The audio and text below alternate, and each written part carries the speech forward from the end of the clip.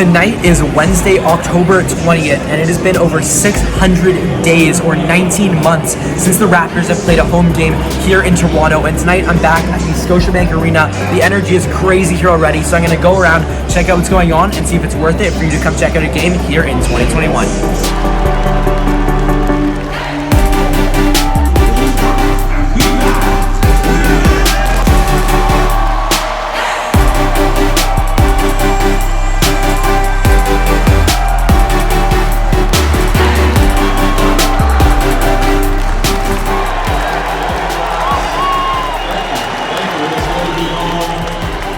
Thank you on behalf of my teammates and the Raptors organization.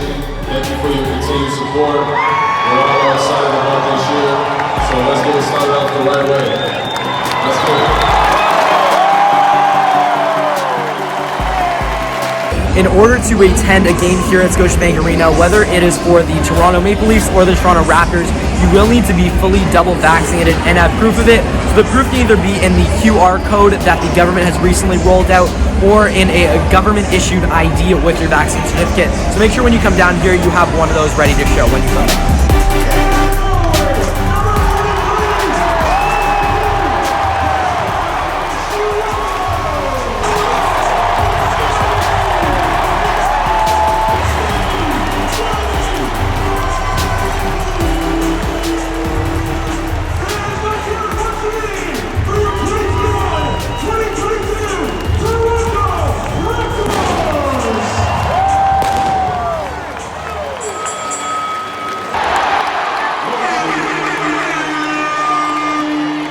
When you are in the arena, you are required to be wearing a mask 100% of the time other than when you are eating or drinking, so don't be one of those people who just aren't wearing them and annoys everyone else.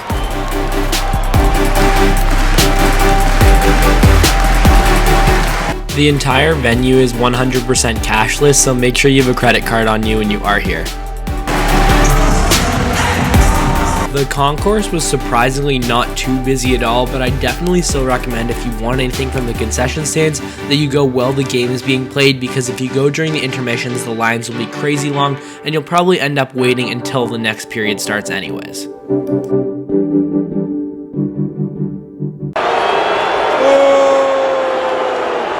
Even with all the current restrictions, I think Scotiabank Arena and the Raptors did an amazing job of keeping up the usual vibe, energy, and amazing atmosphere they have at their games. With all that being said, I definitely think a Raptors or Leafs game, or both, should for sure be on your fall/winter/spring 2021-2022 Toronto bucket list. So make sure you get down to Scotiabank Arena and check out what it's like for yourself, because really nothing can replicate being there in person.